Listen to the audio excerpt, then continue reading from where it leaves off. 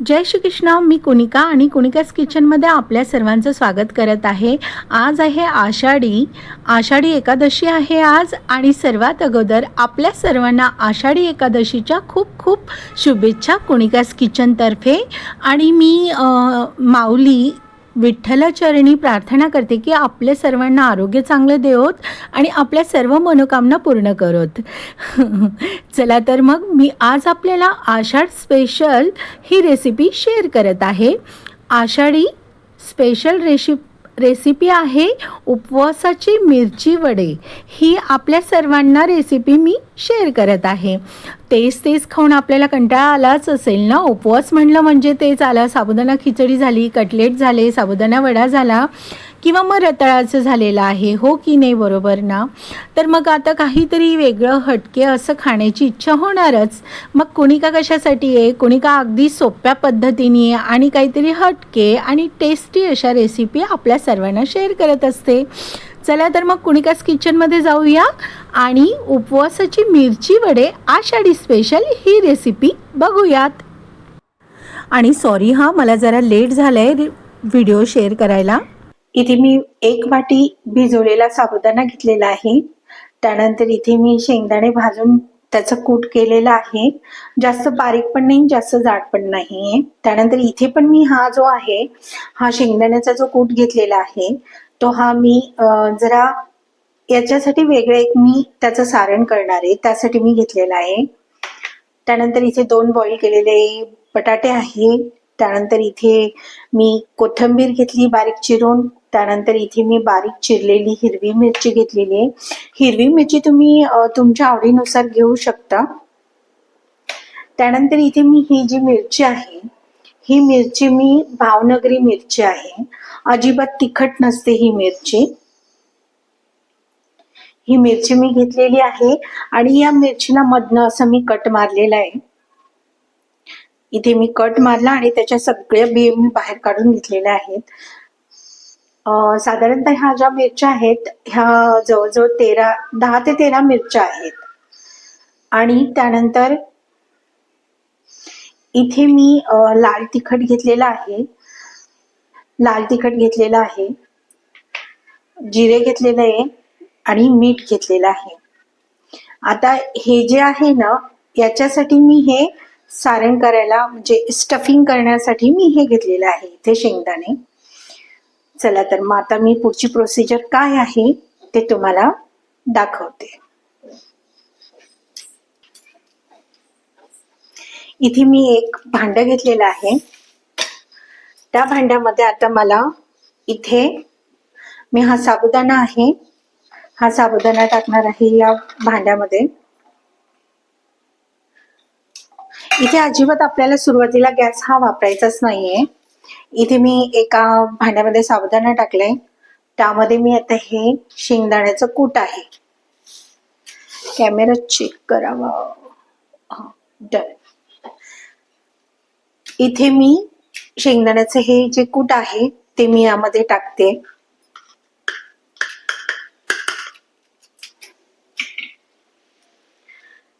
त्यानंतर मी ह्याच्यामध्ये हिरव्या मिरच्या हा ज्या बारीक कट केलेल्या आहे त्या टाकते.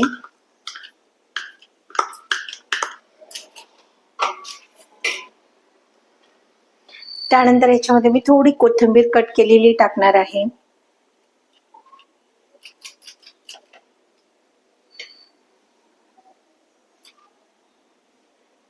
त्यानंतर याच्यामध्ये मी थोडं मीठ टाकणार आहे आणि अगदी थोडेसे जिरे टाकणार आहे. बाकीचे जिरे मी ठेवणार आहे. त्यानंतर हे जे बटाटे आहे हे मी याच्यामध्ये टाकणार आहे. किसून टाकणार आहे म्हणजे याचे गोठळे होणार नाहीत. जसं आपण साबुदाणा वड्याला आपण करतो ना तसंच आहे, पण मी इथे हे सर्व कच्चं करणार आहे.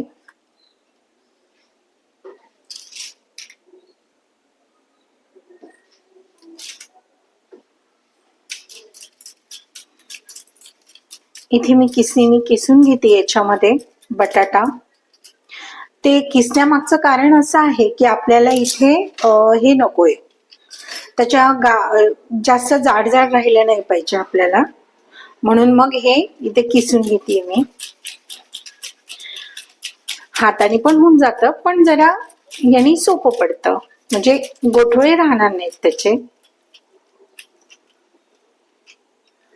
मी ते किसून याच्यामध्ये दोन्ही बटाटे टाकणार आहे.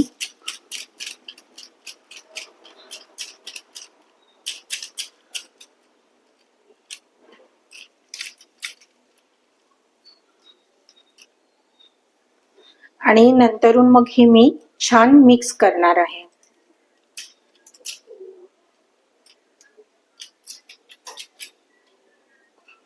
आता इथे मी हे याच्यामध्ये टाकलेत मी. आता हे मी मिक्स करणार आहे. हाताने सोपं पडतं मला.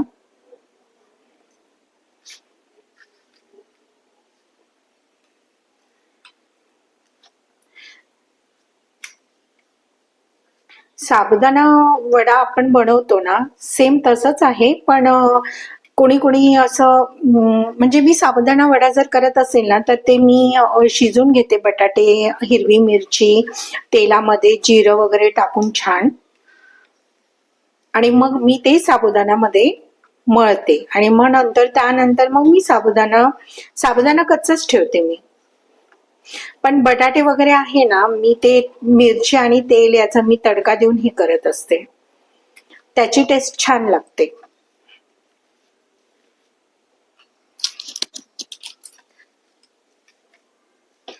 आता हे छान मी मिक्स करणार आहे. काय तो नेहमी साबुदाणा वडा, कटलेट, थालीपीठ, साबुदाणा खिचडी हे खाऊन कंटाळा आला असेल ना, तर हे असं करायला छान आहे, काहीतरी वेगळं नवीन असतं.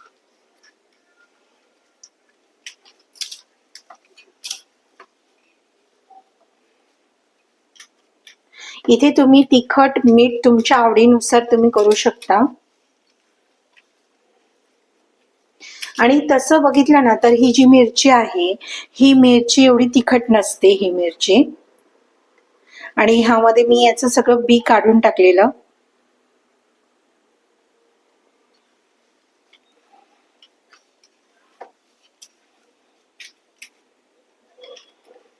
आता हे छान मिक्स झालेलं आहे बघा. अशा पद्धतीने मी इथे मिक्स केले हे सर्व. आता पुढे काय करायचं मी ते तुम्हाला दाखवणार आहे. आता तर या ठिकाणी मी तुम्हाला दोन पद्धतीची ही जी मिरची आहे ती कशी करायची ते सांगते. इथे एक पद्धत मी हे स्टफिंग याच्यात करणार, दुसरी एक पद्धत आहे की मी हे याच्यामध्ये स्टफिंग करणार. आता त्यासाठी काय करायचं आहे, कोथिंबीर थोडी जास्त होणार आहे, मी इकडे टाकते. ही कोथिंबीर आहे, त्यामध्ये आता थोडंसं आपण डाळण्याचं कूट टाकायचं आहे.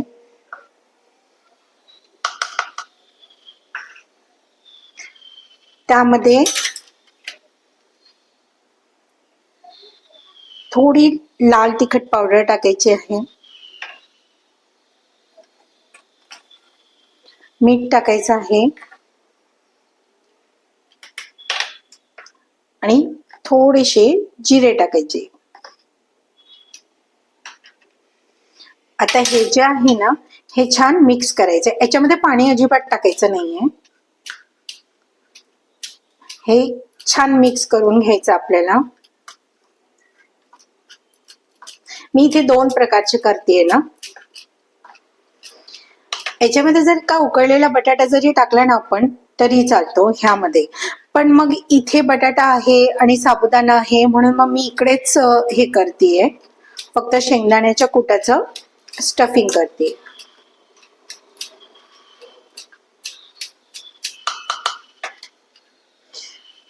हे असं छान मिक्स केलंय मी बघा. आता काय करणार आहे मी, अगोदर हे स्टफिंगचं एक मी तुम्हाला दाखवते आणि त्यानंतर हे स्टफिंगचं दाखवते.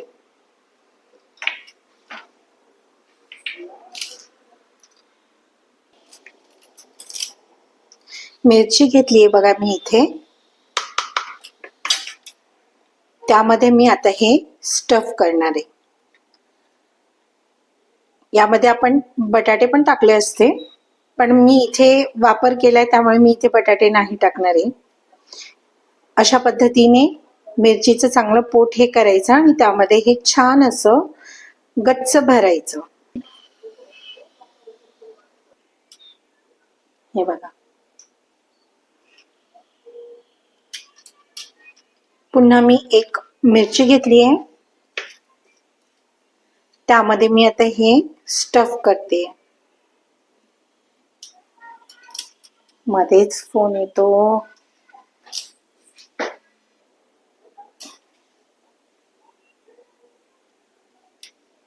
इथे पूर्ण मिरची ही मी छान भरून घेणार आहे. छान दाबून दाबून भरली मी बघा. आता ही झाली आहे बघा एक या पद्धतीची. आता काय करायचंय, हात मी अगोदर पाण्यातनं करते म्हणजे जास्त हाताला लागणार नाही. हे छान असं मिक्स केलेलं आपण ते मी आता घेणार आहे.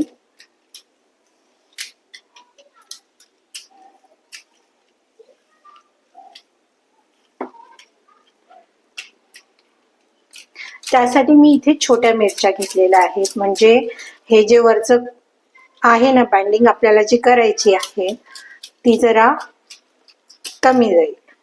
आता हे बघा, मी असं साबुदाण्याचं घेतलंय आणि आता मी ही मिरची याच्यामध्ये करते. देठ बाहेर ठेवायचं, देठ आतमध्ये टाकायचं नाहीये आपल्याला. इथे बघा दिसतंय, देठ मी बाहेर ठेवलंय.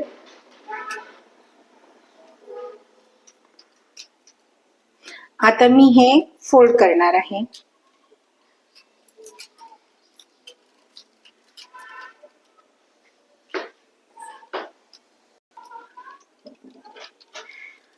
अशा पद्धतीने छान असं मिरचीचा पूर्ण साबुदाणा आणि बटाट्याचं जे आहे, आपण जसं साबुदाणा बटाटा करतो ना तसंच आहे हे, आणि फक्त मिरची आहे ती मध्ये हे केलेली आहे. अशा पद्धतीने असं करायचं. आता ही झाली एक ही पद्धत, जे शेंगदाण्याचा कूट केलेला होता मी बघा, आणि ते मी याच्यामध्ये स्टफिंग केलं. आणि हे आता मी दुसरी पद्धत एक तुम्हाला दाखवणार आहे. देठ मात्र बाहेर ठेवायचा हा. आता दुसरी पद्धत काय आहे, हे जे सारण केलंय ना मी, जे साबुदाणा आणि बटाट्याचं, तेच मी आता ह्याच्यामध्ये भरणार आहे. आता हे मिरचीचं असं पोट हे करायचं आणि त्यामध्ये छान असं हे सारण भरायचं. हे बघा, आणि त्यावर थोडस हे टाकायचंय म्हणजे आणखीन त्याची जरा टेस्ट छान येते बघा. आणि आता मग हे मिरची ह्याच्यामध्ये टाकायची.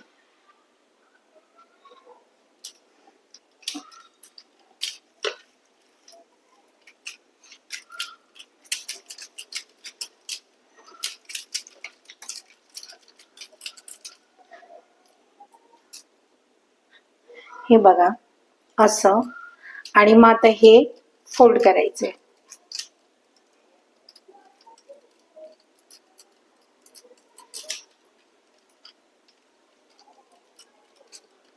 ही एक पद्धत झाली आहे.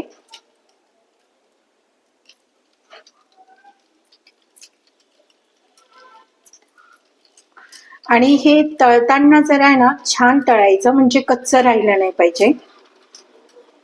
आता ही एक पद्धत झाली आहे बघा, आणि ही एक पद्धत. मी दोन्ही पद्धतीच्या तुम्हाला शेअर केलेल्या आहे. कॅमेऱ्यात येतंय का?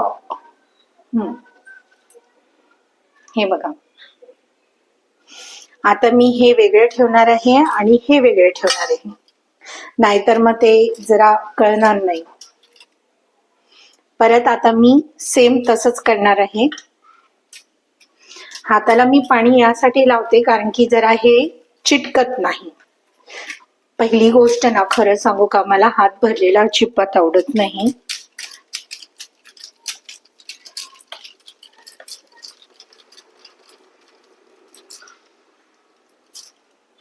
असं केलंय, देठ बाहेर ठेवायचंय बघा. हे देठ मी बाहेर ठेवलंय आणि आता हे मी फोल्ड करणार आहे.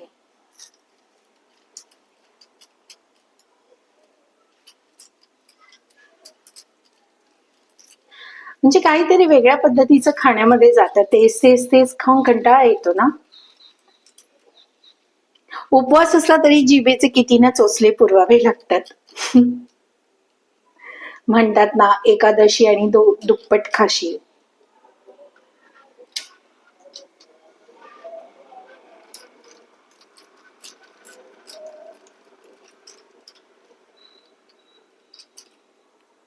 इकडनं सारण बाहेर येऊ शकतं, असं हे पण लक्ष द्यायचं. हे बघा, ह्या झाल्यात आणि ह्या झाल्यात. परत पुन्हा आता मी ही जी पद्धतीची केली आहे ना, जे साबुदाणा आणि बटाट्याचं जे आहे तेच मी याच्यामध्ये सारण भरणार आहे. असं छान मिरचीचं पोट असं करायचं, त्यामध्ये छान असं स्टफ करायचं. ज्या वेळेला आपण ही तळणार ना, त्यावेळेला जरा व्यवस्थित तळायचं, कारण आतमध्ये कच्चं राहिलं नाही पाहिजे, एवढंच. पुन्हा मी याच्यावर हे थोडं टेस्ट लागावी म्हणून हे टाकणार आहे.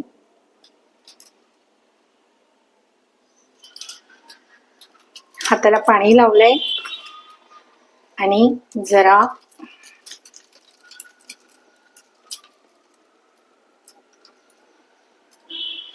ही मिरची अशी ठेवणार आहे याच्यावर.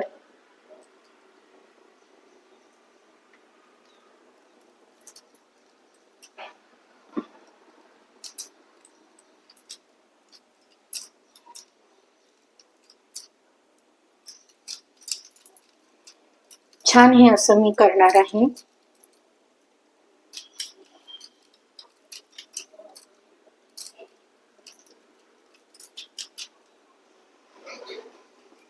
हे बघा झाले.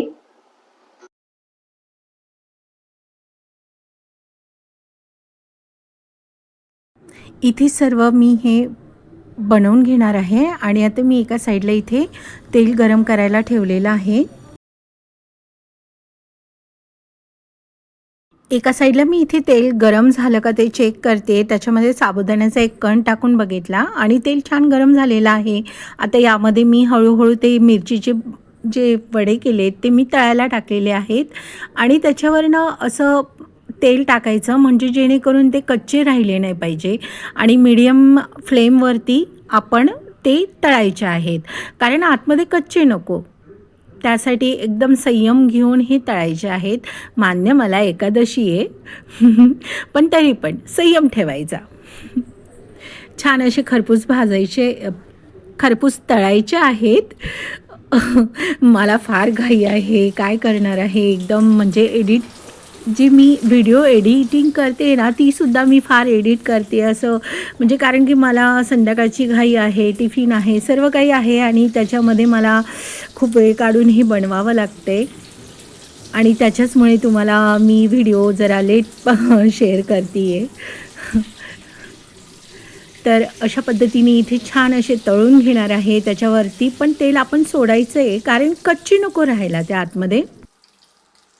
ते दिसायलाच इतके छान दिसत आहे ना, टेस्टी तर विचारूच नका. खूप टेस्टी आहेत, दिसायला पण खूप सुंदर दिसत आहेत. असं वाटतं ते कधी होणार आणि कधी खाल्ल्या जाणार आहे.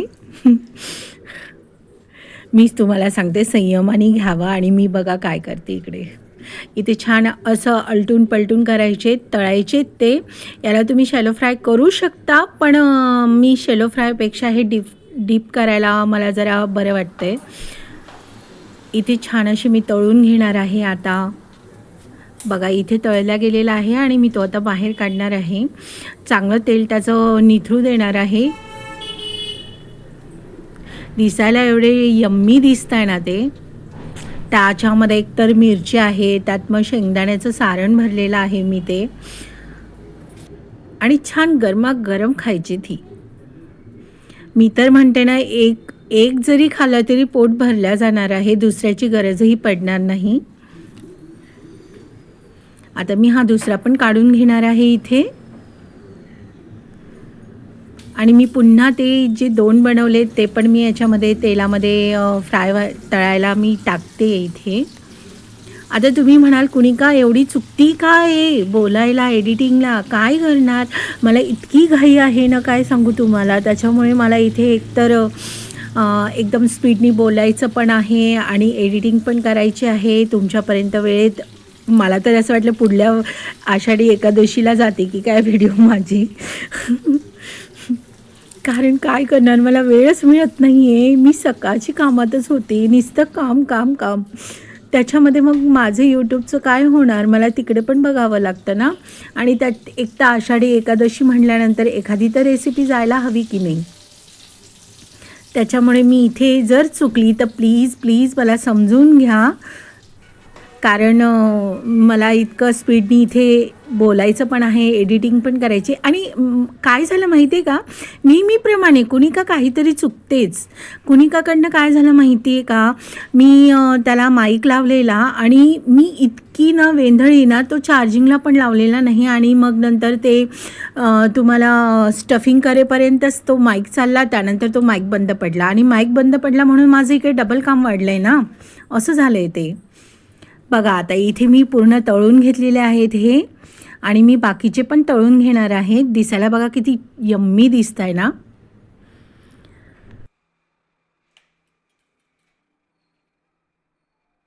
छान गरम गरम झालेले आहेत.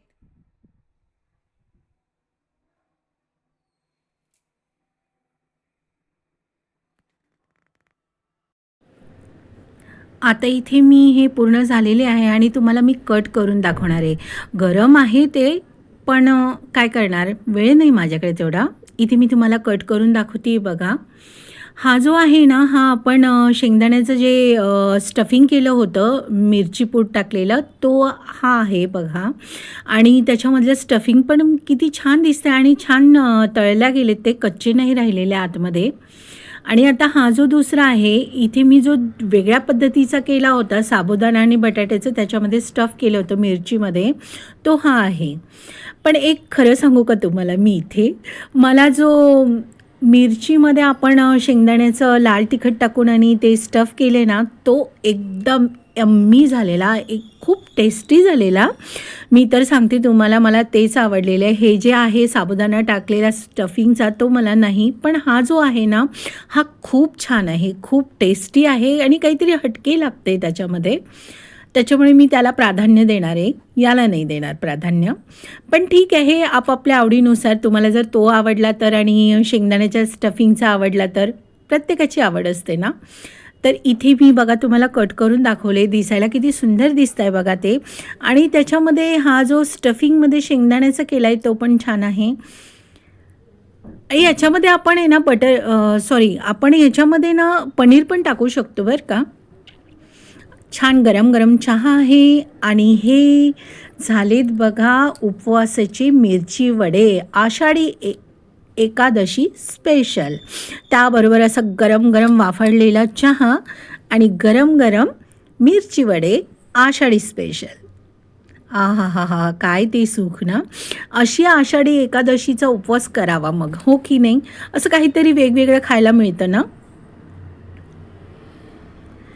एकादशी आणि दुप्पट खाशी, हो की नाही बरं. आता इथे थोडी मी कन्फ्यूज झाली होती, कारण की एक तर मला काही सुचत नाही, कारण की माझ्यावरती इतकं हे होतं ना, प्रेशराईज, की मला टिफिन पण करायचे आहेत अजून. त्याच्यामुळे जरा समजून घ्या हं, मी आधीच तुम्हाला सांगितलं आहे. कारण सगळंच मला बघावं लागतं इथे. आणि काय झालं माहिती आहे का, 2-2, 3-3 आठवडे माझे यूट्यूबला रेसिपी जात नाही ना, लाँग व्हिडिओ. त्यामुळे जरा मला तेही टेन्शन आहे. मी खूप वेळ काढते, इकडे पण करायचं, तिकडे पण करायचं, असं करून करून करते. म्हणून माझ्या ना रेग्युलर व्हिडिओ येत नाही आहेत. अगदी म्हणजे 2-3 आठवडे, कधी-कधी तर 1.5 महिना होतो. बघा इथे छान गरम गरम वाफळलेला चहा आहे आणि त्याच्यावरती मी आता हे जे आहे ना, लाल तिखट भुरभुरते त्याच्यावर, कारण की आणखीन त्याची टेस्ट होते. तुम्ही जर म्हणाला हे का असं, तर खायला अगदी वेगळं लागतं, ते छान लागतं. म्हणून मग मी आता गरम गरम चहा आहे आणि मिरची वडे आषाढी स्पेशल एकादशीचे आपल्या सर्वांना मी ही रेसिपी शेअर करत आहे. प्लीज कुणिकाज किचनला सबस्क्राईब करा आणि ही रेसिपी घरी करून बघा. मी आता जास्त वेळ तुम्हाला इथे बोलू शकतच नाही, कारण की मला पुढचं पण बघायचं आहे. मी सगळं केलं आणि आता एडिटिंग केलं आहे आणि याच्यामध्ये व्हॉईस पण द्यावा लागला, माझा माईक बंद पडला होता म्हणून. प्लीज मला समजून घ्या यावेळेला या व्हिडिओमध्ये जी मी तुम्हाला रेसिपी शेअर करते आहे. मला एवढं काही सखोल बोलता येत नाही आहे किंवा काही नाही. तुम्ही म्हणाल कुणिकाने काय केलं आहे, हे असं चालढकल काम केलं आहे ना. प्लीज यावेळेला मला समजून घ्या. परत पुन्हा आपल्या सर्वांना कुणिकाज किचनतर्फे आषाढी एकादशीच्या खूप खूप शुभेच्छा आहेत. आणि मी विठ्ठलाचरणी माऊली चरणी प्रार्थना करते की आपल्या सर्वांना चांगलं आरोग्य देव, आपल्या इच्छा पूर्ण हो आणि कुणिकाज किचनला आपण सबस्क्राईब करा.